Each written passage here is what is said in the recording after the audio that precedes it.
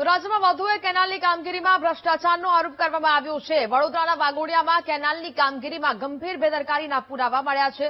60 કરોડના રૂપિયાના ખર્ચે બનેલી કેનાલની કામગીરીમાં સરકારી તંત્રની બેદરકારી જોવા મળી। દેવડેમ સિંચાઈ યોજનાની આરબીએમસી કેનાલના નિર્માણમાં ભ્રષ્ટાચાર થયો હોવાના આરોપ છે। દેવડેમથી 0 નંબર રૂમીપુરા સુધીની કેનાલમાં નબળી ગુણવત્તાની કામગીરી થઈ। વીટીવી ન્યૂઝના કેમેરામાં કેદ થયા નબળી કામગીરીના પુરાવા। માર્ચ મહિનામાં જ કેનાલની કામગીરી પૂર્ણ થઈ હતી। કેનાલની કામગીરીને લઈને ખેડૂતોએ વારંવાર રજૂઆત કરી હતી। 20 વર્ષથી બંધ કેનાલ ફરી બનાવી અને એમાં પણ તંત્રની લીપાપોથી જોવા મળી રહી છે।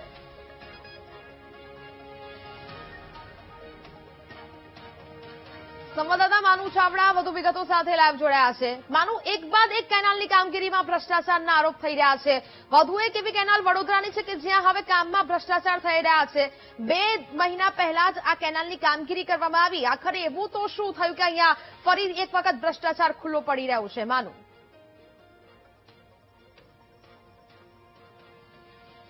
નેહા, ખેડૂતોની સમૃદ્ધિ લાવવા માટેની જે પાણીની કેનાલો છે એ ભ્રષ્ટાચારની કેનાલો બની રહી છે। એટલા માટે હું કહી રહ્યો છું, દેવ ડેમ સિંચાઈ યોજના જે કેનાલ છે એ છેલ્લા 20 વર્ષથી જર્જરિત હાલતમાંથી બંધ હતી। અનેક રજૂઆતો કરી 60 કરોડ રૂપિયા મંજૂર કરવામાં આવેલા। ત્યારબાદ આ ગયા વર્ષે એટલે કે માર્ચ મહિનામાં કેનાલ પૂરી કરવામાં આવી છે। કોન્ટ્રાક્ટર અને જે દેવ ડેમ સિંચાઈ યોજનાના અધિકારીઓ, એન્જિનિયરોનો જે ભ્રષ્ટાચાર છે આપ આ જોઈ રહ્યા છો। નરસિંહપુરા ગામના ખેડૂતો છે અને આ કેનાલમાં જે રીતે કામ કરવામાં આવ્યું છે, જે આરસીસીનો માલ વાપરવામાં આવ્યો છે, આ પ્રકારનો માલ છે। હથોડીથી, પથ્થરથી સામાન્ય ટકોરા મારે છે અને આ જે આરસીસીનું સ્ટ્રક્ચર છે બધું નીચે આવી રહ્યું છે। આ દ્રશ્યો સીધા ભ્રષ્ટાચારને ઉજાગર કરી રહ્યા છે।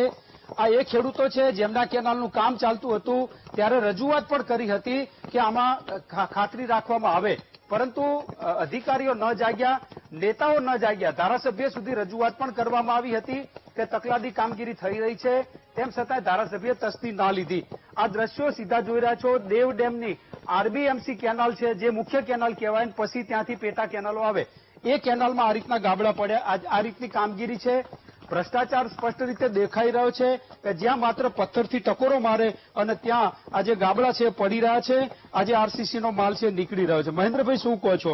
ક્યાં ક્યાં આની રજૂઆત કરી, તેમ છતાં આવો ભ્રષ્ટાચાર આદરવામાં આવ્યો, શું કહો છો? આની રજૂઆત અમે વડોદરા જિલ્લા કલેક્ટર સુધી પણ કરી છે, તો એ લોકોને શું કોન્ટ્રાક્ટરો સાથે મિલીભગત છે, શું આ વાઘોડિયાના ધારાસભ્ય છે, વડોદરાના જે હેમાંગ જોશી સંસદ સભ્ય છે, એ લોકોને શું કોન્ટ્રાક્ટરોએ મલાઈ ખાધી છે કે આ મુદ્દે અમે અનેકવાર છેલ્લા 1.5 વર્ષથી આરબીએમસી કેનાલ માટે બોલીએ છીએ કે આનીભાઈ તમારે નગરપાલિકા, મહાનગરપાલિકામાં જયારે રોડ બનવાના હોય તો કે ખાડા ખોદીને રોડ બનાવશે, નીચે મેટલ વર્ક કરશે, આરસીસી નું મટીરિયલ પાથરશે અને 8 ઇંચનો રોડ બનાવશે।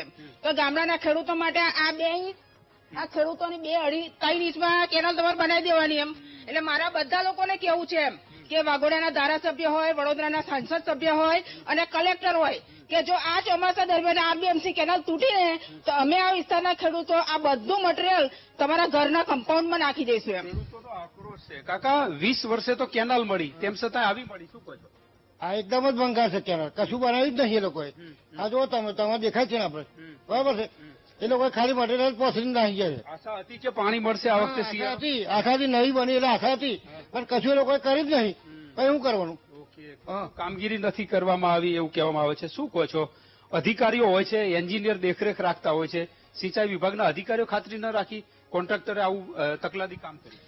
એકચ્યુઅલીમાં એવું છે ને કે એ લોકોની નિયતિ જ નથી કે સારું કામ કરીને અમે આપીએ ખેડૂતોના કામમાં। અત્યારે જો કે બજાર સિટીની અંદર કંઈક બી બ્રિજ બનતા હોય તો એની ક્વોલિટી તમે જોવા મળે, ઉત્તમ ક્વોલિટી ત્યાં એમને જોવા મળે એમ, પરંતુ જયારે ખેડૂતોની વાત આવે ને તો એ લોકોની આંખમાં ખબર નહીં શું ખૂચે છે કે એ લોકોને જેમ તેમ કરીને કામ કરીને આપી દેવું છે। કામ થતું નથી। ધારાસભ્ય સુધી રજૂઆત આવેલી, સાંસદને રજૂઆત કરવામાં આવેલી। આ કેનાલ માર્ચ મહિનામાં બની છે, એનું કામ પૂરું થયું છે, એના પૈસા પણ ચૂકવાઈ ગયા છે। ખેડૂતોએ વારંવાર રજૂઆત કરી હતી, તેમ છતાં ધારાસભ્ય, સાંસદ કે કલેક્ટર કોઈએ ધ્યાન ના દીધું અને એના કારણે આ ટાઈપની આ કેનાલનું નિર્માણ કરવામાં આવ્યું છે। આ કેનાલમાં 1 એક સિઝનનું પાણી પણ નહીં જઈ શકે એવી હાલત અત્યારે અહીંયા જોવા મળી રહી છે.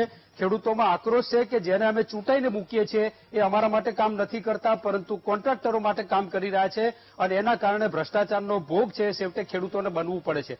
60 કરોડ રૂપિયા સરકારે ખર્ચ્યા છે, તેમ છતાં આ કેનાલનું કામગીરી નબળી કરવામાં આવી છે. જેવી રીતે મહેમદાવાદમાં ધારાસભ્યએ જાતે હથોડો લીધો અને કેનાલ ચેક કરી ત્યારબાદ કેનાલ તોડી અને નવી બનાવવામાં આવશે એવું સરકારે કીધું છે. હવે વાઘોડિયાના ધારાસભ્ય ધર્મેન્દ્રસિંહ વાઘેલા ખેડૂતો માટે શું કરે છે? કારણ કે એમને જ આ લોકો જોડેથી મત લીધા છે અને હવે ધારાસભ્ય બન્યા છે, ત્યારે ખેડૂતો માટેની આ યોજના સારા અર્થમાં સાકાર થાય એના માટે ધારાસભ્યોએ પ્રયત્ન કરવા જોઈએ. જી નેહા.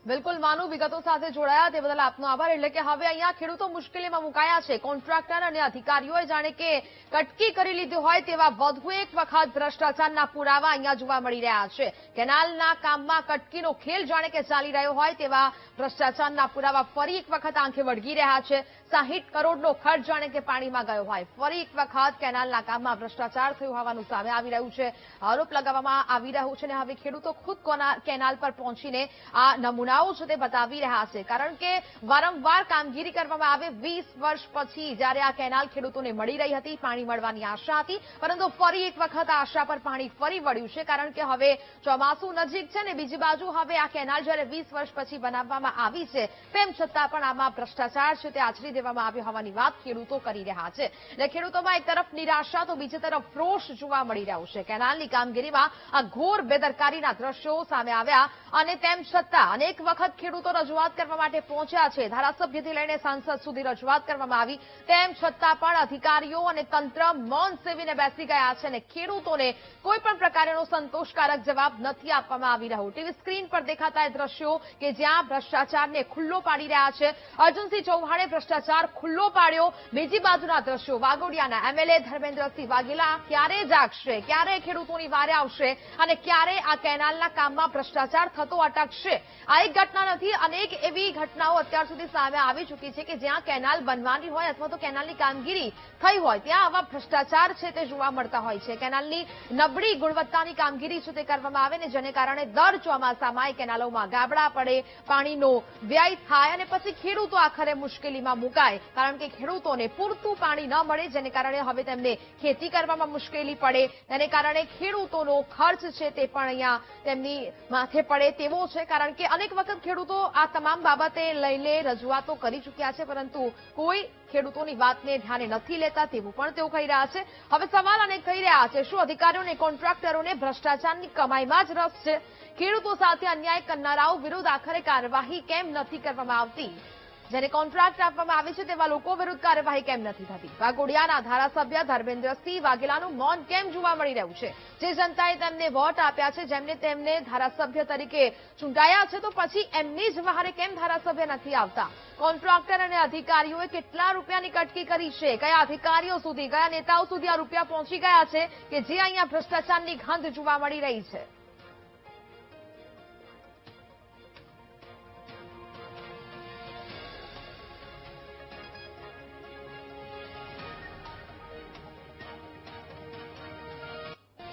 તો જ પ્રકારે હવે આ સમગ્ર મામલો સામે આવ્યો છે. વાઘોડિયાના ધારાસભ્ય ધર્મેન્દ્રસિંહ વાઘેલાનો અને અનિલ ધામેલિયા કલેક્ટર વડોદરાનો તેમનો પણ અમે સંપર્ક કરવાનો પ્રયત્ન કર્યો, પરંતુ હાલ બંનેનો સંપર્ક છે તે નથી થઈ રહ્યો. કેનાલની કામગીરીમાં ભ્રષ્ટાચાર, ખેડૂતોના અનેક સવાલો, ખેડૂતોની રજૂઆતો, પરંતુ હવે જવાબ આપવાથી પણ આ લોકો વિહોણા રહ્યા છે. જવાબ આપવા પણ તૈયાર નથી. જવાબ આપવાની ના પાડી રહ્યા છે. વાઘોડિયાના ધારાસભ્ય ભ્રષ્ટાચારની કેનાલ પર કોઈ જ બાબતે બોલવા તૈયાર નથી. ખેડૂતોના આરોપ પર અધિકારીઓ અને નેતાઓના મૌનથી અનેક સવાલ ઉદ્ભવ્યા છે.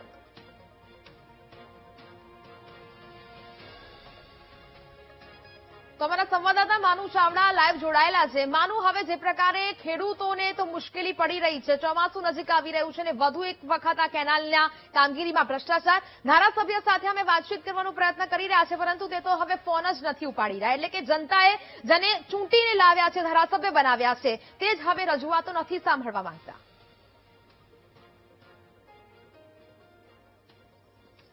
નેહા, હું 15 દિવસ પહેલાનો એક દાખલો યાદ કરાવું. નગરપાલિકાની ચૂંટણી હતી અને ત્યારે ધારાસભ્યએ જાહેરમાં કીધેલું કે જે તમને બીજે જગ્યાએ વોટ આપવાનું કહે તો કહેજો, હું એને જોઈ લઈશ, એને સત્તા ઉપર નહીં રહેવા દઉં. ધારાસભ્યો જે રીતે ચૂંટણીમાં આવા વાક્યો બોલે છે એમને અહીંયા પણ અધિકારીઓ સામે અને કોન્ટ્રાક્ટરો સામે આવી કડક અથવા તો લાલ આંખ કરવી જોઈએ એવું અત્યારે ખેડૂતો પણ માની રહ્યા છે. આ જે દ્રશ્યો છે એ જ દેખાઈ રહ્યા છે, કારણ કે આ ખેડૂતો છે એમને રજૂઆત પણ કરેલી, ધારાસભ્યને, કલેક્ટરને બધાને રજૂઆત કરેલી, તેમ છતાં કોઈ કશું નથી બોલ્યા. જે ચૂંટણી વખતે ધાક ધમકીઓ આપે છે એ જ ધારાસભ્ય કે એ જ નેતાઓ કેમ આવા ખેડૂતોના કામમાં આગળ નથી આવતા? કારણ કે કોન્ટ્રાક્ટરોએ આ કામ કર્યું છે, હલકી ગુણવત્તાનું કામ છે, અને તેમ છતાં કોઈ બોલવા તૈયાર નથી. એટલે સ્પષ્ટ રીતે આ મિલીભગત છે અથવા તો કોન્ટ્રાક્ટરોને બચાવવા માટેનો આ કારસો છે એ ચોક્કસ રીતે અહીંયા દેખાઈ રહ્યું છે. આ ખેડૂતો છે જે વારંવાર કલેક્ટર કચેરી સુધી રજૂઆત કરીને આવ્યા, તેમ છતાં કોઈ ઉકેલ નથી આવ્યો. સાહેબ, શું કહો છો? આશા હતી કે 20 વર્ષ પછી આ કેનાલ નવી બની રહી છે તો હવે પાણી મળશે, કે આવી કઈ આશા હતી? તમને શું લાગે છે? શું કહો છો? આશા જાગી હતી નવી? હા, કેનાલ બની ત્યારે આશા જાગેલી કે હવે પાણી મળશે, પણ આ કામ જોઈને હવે લાગે છે કે આ 1 વર્ષ પાણી મળે તો મળે, પછી નહીં મળે. ધારાસભ્ય ચૂંટણી વખતે તો ખૂબ ધમકી આપે છે, વોટ આપજો, ના આપજો. આમાં કોન્ટ્રાક્ટરને ધમકી ના આપી? આપી હશે ને ધારાસભ્યએ, ધમકી આપી હશે તો એ આયા જ નથી જોવા માટે. રજૂઆતો કરી છે તેમ છતાં ધારાસભ્ય જોવા પણ નથી આવ્યા. એટલે આ સ્પષ્ટ રીતે આપ સમજી શકો છો કે અધિકારીઓ, કોન્ટ્રાક્ટર અને નેતાઓની મિલીભગત છે તો જ આટલું બેદરકારી ભર્યું કામ થઈ શકે. 60 કરોડ રૂપિયાની કેનાલ છે, 20 વર્ષ પછી આ કેનાલ નવી બની અને ત્યારે ખેડૂતોને તો છેવટે નિરાશા જ મળી છે. રાજ્ય સરકારે સિંચાઈ વિભાગના પૈસા આપ્યા, દેવ ડેમ સિંચાઈ વિભાગના અધિકારીઓએ શું મોનિટરિંગ કર્યું, એક સવાલ ઉભો થઈ રહ્યો છે.